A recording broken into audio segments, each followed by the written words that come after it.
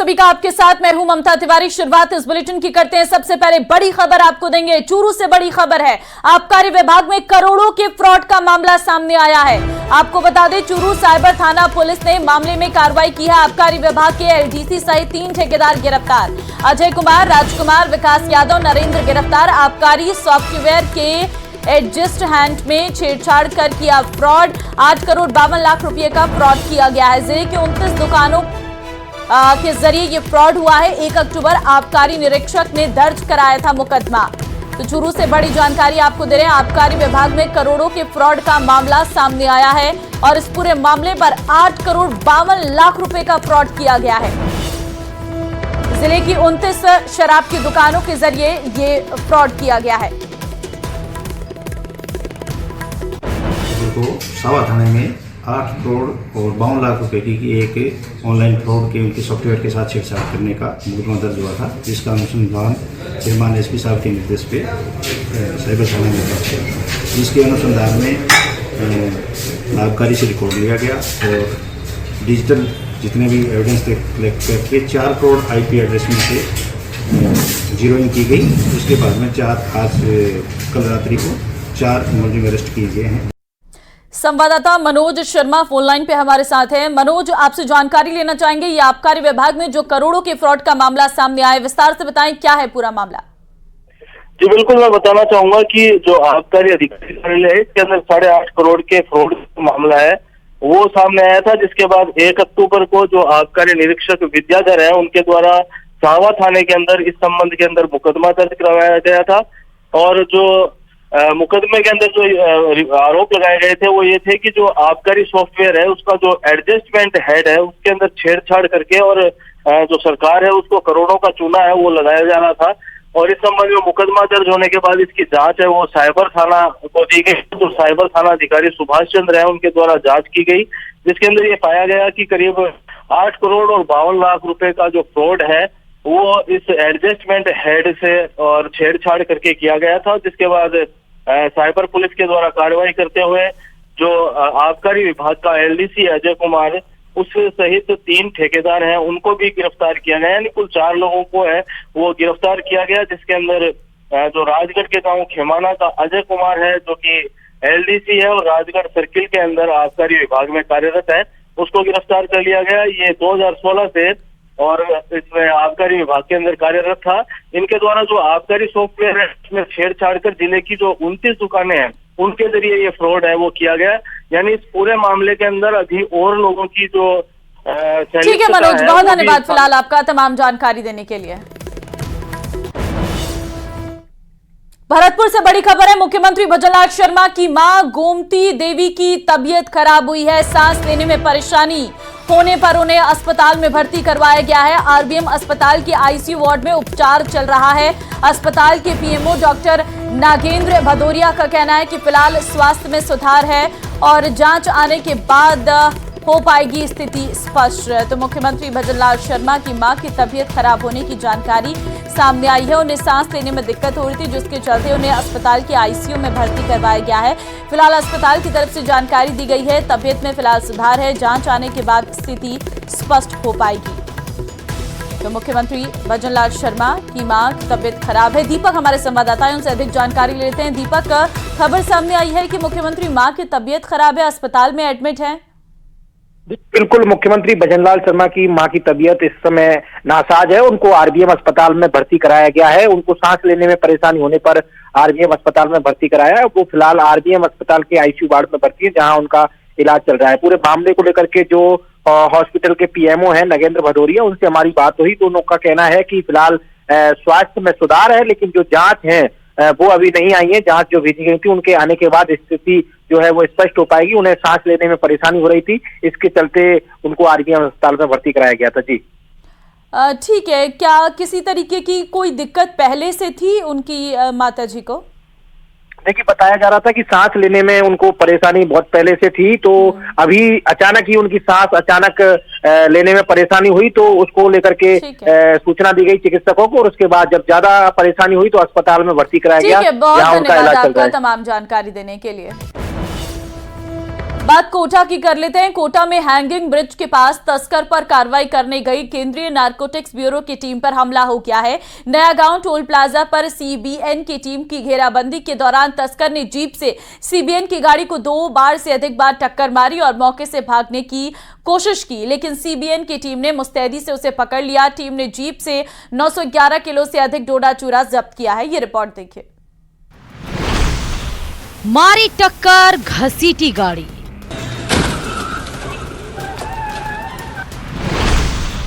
Narcotics team पर हमला। MP2 Rajasthan तस्करी।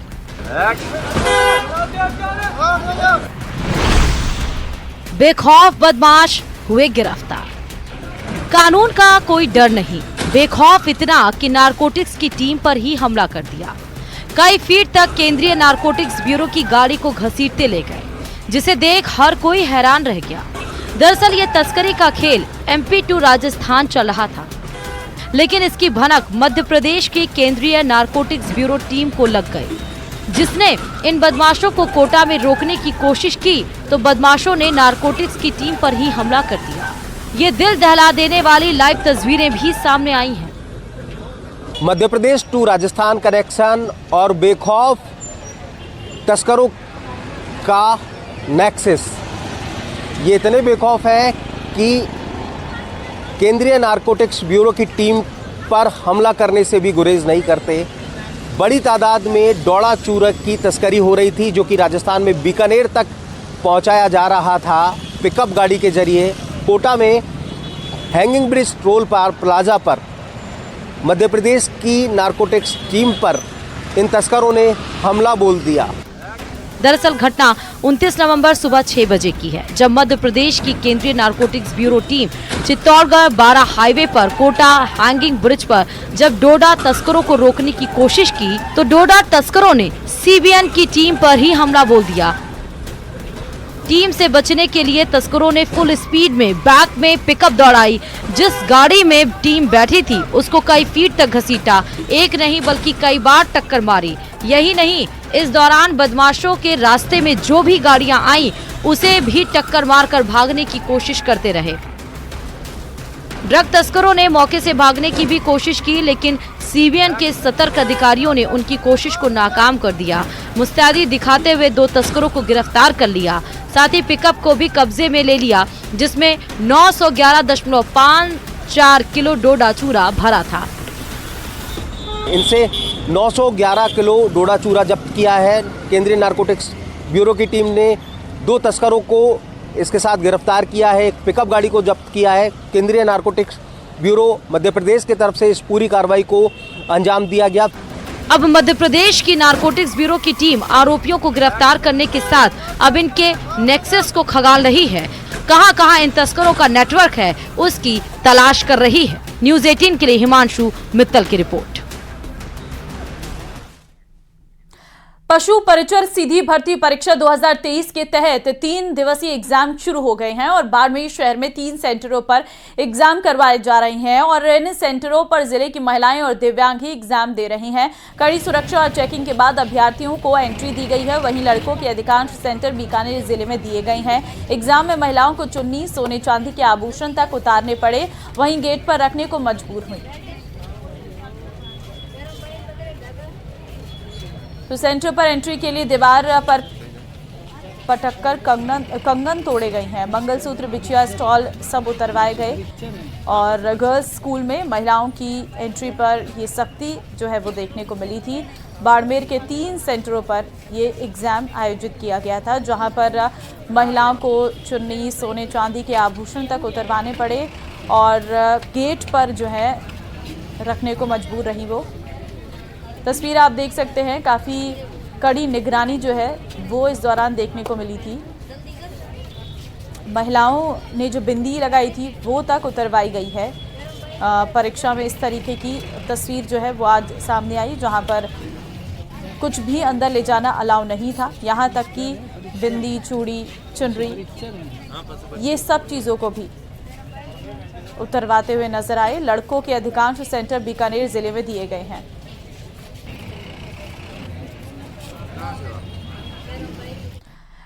भरतपुर के राजस्थान कर्मचारी चयन बोर्ड द्वारा पशु परिचर भर्ती परीक्षा का आयोजन कराया गया। 45 परीक्षा केंद्रों पर सुरक्षा व्यवस्था के साथ परीक्षा कराई गई। पहली पारी में करीब 4000 परीक्षार्थी अनुपस्थित रहे। दूसरी पारी में भी काफी संख्या में परीक्षार्थी शामिल नहीं हुए। कड़ी निगरानी के साथ परीक्षा कराई गई।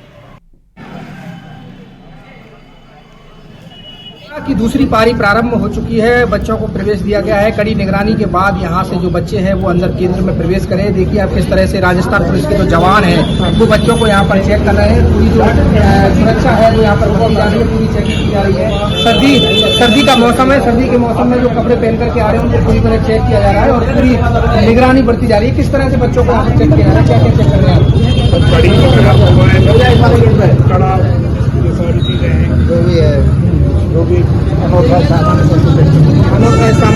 अनौतराय सामान को यहाँ पर पूरी तरह चेक किया जा रहा है। और आप देखिए कि किस तरह से जो बच्चे हैं वो आ रहे हैं। पशु परिचर परीक्षा की ये दूसरी पारी है और ये महाराजा मास्टर आदित्येंद्र विद्यालय जहाँ पर ये केंद्र बनाया गया। यहाँ के जो केंद्र अधीक्षक है उनसे हम बात करेंगे किस तरह की जो व्यवस्था है बच्चों के लिए। यहाँ बच्चे जो परीक्षा देने के लिए आ रहे हैं उनकी किस तरह की जो व्यवस्था है कि नहीं, आप क्या सेंटर की जो व्यवस्था है? इस सब में मास्टर आदित्येंद्र राजकीय उच्च माध्यमिक विद्यालय सेकंड विंग में CS हूँ और अभी जो बच्चे आ रहे हैं उनको पहले गेट पर चेक किया जा रहा है। उनके बैग और मोबाइल रखने की व्यवस्था बाहरी करवा दी गई है। बच्चों के लिए यहाँ पानी है, सारी व्यवस्था है, सारे कमरे अच्छे रोशनीदार है। सारे बच्चे चेक होने के बाद ही यहाँ हमारे पुलिस के साथी लगे हुए हैं जो कि बच्चों को चेक कर रहे हैं, उनकी गहन तलाशी ले रहे हैं। उसके बाद आगे जाके उनके फोटोग्राफी हो रही है, वीडियोग्राफी। उसके बाद उनको रूम में पहुंचाया जा रहा है। परीक्षा सुबह की शिफ्ट में शांतिपूर्ण संपन्न हो गई है। महिला पुलिसकर्मी भी यहाँ पर जो है तैनात है और पूरी वीडियोग्राफी यहाँ पर कराई जा रही है। किस तरह से वीडियोग्राफी हो रही है वो भी हम आपको दिखाएंगे कि जो बच्चे हैं वो अपना प्रवेश पत्र जो है उसको दिखा रहे हैं और उसके बाद वीडियोग्राफी कराई जा रही है। जो बच्चे और अब जयपुर से बड़ी खबर आपको देते हैं जहां पर पीएम मोदी के दौरे की तैयारियों में सीएम जुटे हैं। रिंग रोड स्थित दादिया में होनी है प्रधानमंत्री नरेंद्र मोदी की सभा। राज्य सरकार के 1 वर्ष के कार्यकाल पर यह विशाल सभा होगी। मुख्यमंत्री भजनलाल शर्मा दादिया में व्यवस्थाओं का जायजा ले रहे हैं। 15 दिसंबर को सरकार को 1 साल पूरे हो रहे हैं और ऐसे में सरकार के 1 साल पूरे होने पर कई कार्यक्रम आयोजित किए जाएंगे और इसी के सिलसिले में पीएम मोदी के दौरे की तैयारियां भी लगातार जारी हैं और मुख्यमंत्री खुद प्रधानमंत्री नरेंद्र मोदी के दौरे की तैयारियों में इस वक्त जुटे हैं। पीएम मोदी के दौरे की तैयारियां शुरू हो गई हैं क्योंकि 1 साल पूरे होने पर प्रधानमंत्री नरेंद्र मोदी को बुलाया गया है राजस्थान और ऐसे में प्रधानमंत्री के आने को इसके सिलसिले में जो सभा होने जा रही है दादिया में उसको लेकर तैयारियां हो रही हैं। इसमें सरकार के 1 साल के काम को रखा जाएगा। किस तरीके से सरकार ने 1 साल में काम किया है, आगे का सरकार का क्या विजन है, मुख्यमंत्री भजनलाल शर्मा के अध्यक्षता में किस तरीके से काम हुआ है, इन सब चीजों को इस रैली के जरिए इस सभा के जरिए भुनने की कोशिश की जाएगी। हमारे संवाददाता रोशन फोन लाइन पे इस वक्त हमारे साथ है। रोशन, देखिए 1 साल पूरा होने जा रहा है सरकार को, ऐसे में एक बड़ा कार्यक्रम है, प्रधानमंत्री आ रहे हैं, क्या तैयारियां हैं?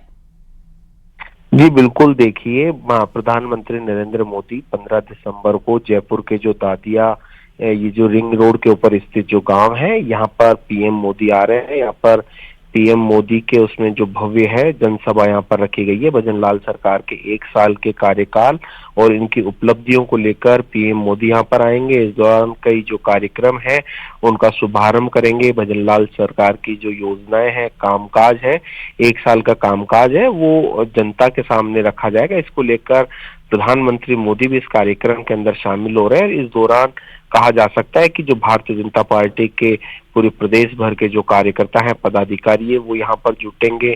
तमाम जो योजनाएं हैं वो कहा जा सकता है कि उसका जो लेखा जोखा है वो रखा जाएगा। साथ ही साथ में कई जो किसान, मजदूर, युवा, उनके लिए जो योजनाएं हैं उनकी सौगात भी पीएम मोदी देंगे। सबसे बड़ी ये जो बात है ERCP जो प्रोजेक्ट है उसकी भी पीएम मोदी इस जनसभा के अंदर नींव रखेंगे। तो कुल मिलाकर कहा जा सकता है कि राजस्थान के जो 21 जिले हैं जिनमें लंबे समय से ERCP PKC जो परियोजना है उसका इंतजार था, उस इंतजार की जो घड़ियां हैं वो खत्म हो गई है। बिल्कुल रोशन, बहुत धन्यवाद आपका तमाम जानकारी देने के लिए। तो फिलहाल तैयारियां पूरी हो चुकी हैं और अब जो है अंतिम रूप दिया जा रहा है। खुद मुख्यमंत्री इन सारी तैयारियों को देख रहे हैं और प्रधानमंत्री का ये दौरा काफी अहम है। अजमेर दरगाह में शिव मंदिर होने के दावे के बीच केंद्रीय मंत्री भागीरथ चौधरी ने कहा है कि कोर्ट का सभी को सम्मान करना चाहिए। हर नागरिक को कोर्ट में अपनी मांग रखने का हक है। न्यायपालिका में सभी को याचिका लगाने का अधिकार है। कोर्ट पर सबको भरोसा करना चाहिए। दावा करने का अधिकार है सबको और कोर्ट फैसला लेगी कि आखिर क्या करना है। तो कोर्ट के संज्ञान में है तो कोर्ट क्यों है, हम न्यायपालिका में विश्वास करते हैं और जो कोर्ट फैसला देगी वो सबको मानना चाहिए। जो कोर्ट ने जो कोर्ट में दावा प्रस्तुत किया है और उन्होंने इसको मंजूर किया है तो कोर्ट क्या फैसला देती है, क्योंकि हम न्यायपालिका पर भरोसा करते हैं। न्यायालय जो फैसला देगी वो सबको मंजूर करेगी। अजमेर में ख्वाजा साहब की दरगाह में शिव मंदिर होने का दावा करने वाली याचिका को लेकर सियासी बयानबाजी जारी है। बीजेपी नेता राजेंद्र राठौर ने कहा कि अजमेर दरगाह में मंदिर होने के दावे को बढ़ चढ़कर दिखाया जा रहा है, जबकि केवल उसमें अभी नोटिस जारी किए गए हैं और पक्षकार से जवाब मांगा गया है। ये बात चाय के प्याले में तूफान की तरह बताई जा रही है। इस बात को आगे नहीं बढ़ाना चाहिए। कोर्ट का जो भी निर्णय होगा वो सबको मानना चाहिए। हूं कि जो सूफी संत साहब की दरगाह का मामला है, अभी तो कोर्ट ने नोटिस दिए हैं, अभी वो एडमिशन की स्टेज पर ही है। दावा पेश किया गया कि यहाँ पहले कोई भगवान शंकर का मंदिर था। दावा पेश करने के लिए हर भारतीय को कॉन्स्टिट्यूशनल में राइट है कि वो अदालत में जाकर अपना नियमों के अनुसार दावा कर सकता है। दावा पेश हुआ, प्रत्युत्तर में न्यायालय ने उन नोटिस जारी करके सब लोगों से पक्षकारों से पूछा है कि इसमें सच्चाई क्या। अभी तो एडमिशन भी नहीं हुआ, इसलिए चाय के प्याले में तूफान जैसी बात है। अभी इस बात को मैं समझता हूँ आगे नहीं बढ़ाना उचित होगा। न्यायालय का निर्णय जो कोई भी हो वो उस न्याय, क्योंकि हम सब लोग न्यायिक व्यवस्था के से प्रतिबद्धता के साथ बंधे हुए हैं, उस निर्णय को सबको मानना चाहिए। पर अभी कोई ऐसी बात ही नहीं है बुनियादी तौर पर। बीजेपी प्रवक्ता लक्ष्मीकांत भारद्वाज ने कहा है कि सरकार धर्मांतरण के खिलाफ कठोर कानून लाने जा रही है और इससे धर्मांतरण पर रोक लगेगी। राजस्थान की कैबिनेट ने कल धर्मांतरण के खिलाफ एक कानून को पास किया है और ये जल्द ही राजस्थान की विधानसभा में आएगा। उसके बाद ये कानून का रूप लेगा। राजस्थान में जिस तरीके के मामले सामने आ रहे होते हैं, खासतौर पर ट्राइबल एरिया में जिस तरीके से हमारे जनजाति बहुल क्षेत्र में कुछ लोग धर्म परिवर्तन का एक अभियान चला रहे थे पिछले कुछ वर्षों से, उसके खिलाफ एक सख्त कानून राजस्थान की सरकार ने बनाने की तैयारी की है और उसमें ऐसे कठोर प्रावधान किए हैं जो इस कानून के तहत ऐसे कृत्यों को रोकने का काम करेगा। राजस्थान में जो कानून बना है इसमें सख्त सजा का प्रावधान किया गया है और अगर कोई धर्म परिवर्तन कराता है तो उसको 5 वर्ष तक की सजा का प्रावधान इस कानून के तहत मिलेगा। SC, ST, OBC और नाबालिग को अगर आपने धर्म परिवर्तन करवाया जबरन तो आपको 10 वर्ष तक की सजा का प्रावधान इस कानून के तहत है और अगर आपने सामूहिक रूप से धर्म परिवर्तन करने की कोशिश की तो भी 10 वर्ष तक की सजा का कानून का प्रावधान इस कानून के अंतर्गत है। भरतपुर से बड़ी खबर है। छात्रावास के लिए बिल्डिंग को लेकर विवाद। अल्पसंख्यक बोर्ड ने किराए पर ली गई बिल्डिंग, हिंदू संगठनों ने पहुंचकर जताई आपत्ति। लक्ष्मण मंदिर के पास अल्पसंख्यक बोर्ड द्वारा एक बिल्डिंग को छात्रावास के लिए किराया पर लिया गया था, जहां अल्पसंख्यक समुदाय के कुछ छात्र रह रहे थे जिन्हें निकाला गया बाहर। अल्पसंख्यक बोर्ड के अधिकारी को ज्ञापन सौंप बिल्डिंग को खाली करने की हिंदू संगठनों ने और बिल्डिंग मालिक ने मांग रखी है। वहां मदरसा बोर्ड से संबंधित गतिविधियों का आरोप लगाया गया है। संवाददाता दीपक पुरी फोनलाइन पे हमारे साथ है। दीपक, खबर निकलकर सामने आई है कि छात्रावास के लिए बिल्डिंग को लेकर विवाद सामने आया, क्या वजह है? देखिए, बिल्कुल अल्पसंख्यक बोर्ड द्वारा इस बिल्डिंग को किराए पर लिया गया था। जो बच्चे अल्पसंख्यक बोर्ड के जो रहते हैं उनके लिए किराए पर लिया था छात्रावास के लिए, लेकिन हिंदू संगठनों ने विरोध जताया है और कई दिनों पहले इसको किराए पर लिया था, लेकिन आज जैसे ही कुछ हिंदू संगठनों को पता लगा तो वो वहां पर पहुंचे और नारेबाजी करते हुए बिल्डिंग को खाली कराया और उसके बाद में वहां नारेबाजी करते हुए विरोध जताया है और वहां मदरसा बोर्ड की गतिविधियों का आरोप लगाया है। जबकि बताया जा रहा है कि अल्पसंख्यक बोर्ड ने इस बिल्डिंग को किराए पर लिया था, जिसमें अल्पसंख्यक के जो छात्र हैं वो वहां पर रह रहे थे, उन्हें भी बाहर निकाला गया है। जो यहाँ भरतपुर में कॉलेज है, उन कॉलेजों में वो पढ़ाई कर रहे थे तो उनको वहां छात्रावास में रखा गया था, लेकिन जैसे ही हिंदू संगठनों का विरोध हुआ तो छात्रों को बाहर निकाला गया है और उसके बाद बिल्डिंग को खाली कराने के लिए जो अल्पसंख्यक बोर्ड के अधिकारी हैं उनको हिंदू संगठन और जो बिल्डिंग के मालिक हैं उन्होंने ज्ञापन सौंपा है और ज्ञापन में 2 दिन में बिल्डिंग खाली करने की मांग की गई है।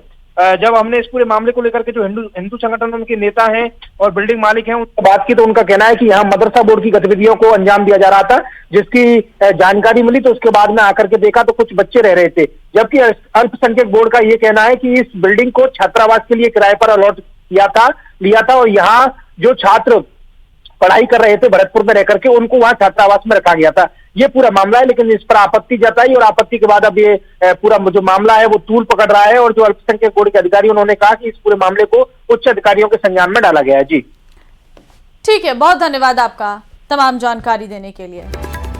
तो छात्रावास की बिल्डिंग को लेकर ये पूरा विवाद जो है वो सामने आया है।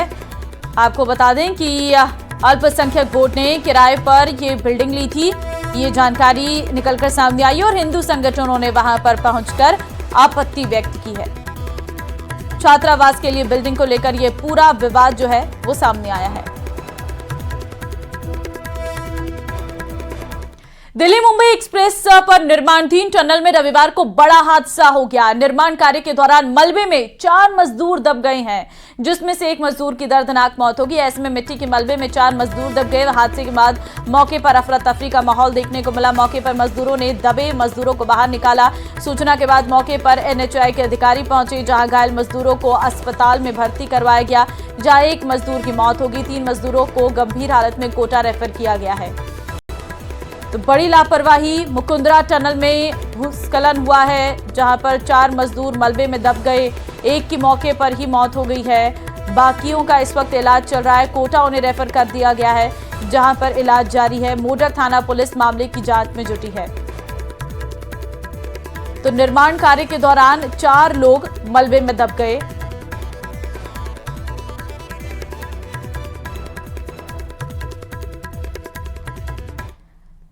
जयपुर के गुप्त वृंदावन धाम में हजारों भक्त एकजुट हुए और हरिनाम संकीर्तन के जरिए जो है बांग्लादेश में शांति और सद्भाव की अपील की है।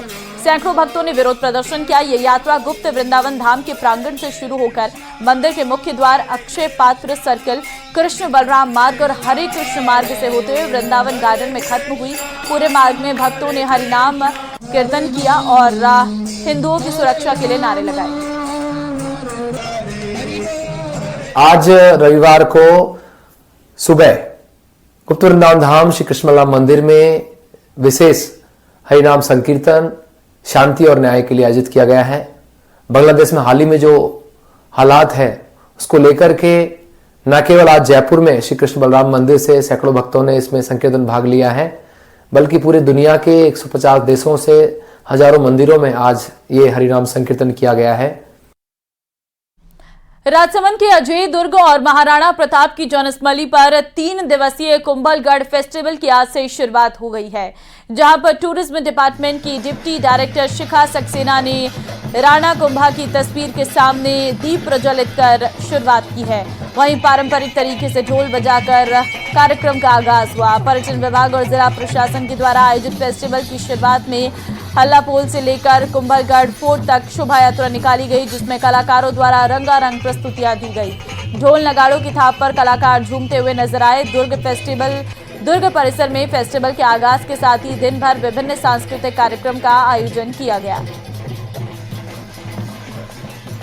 और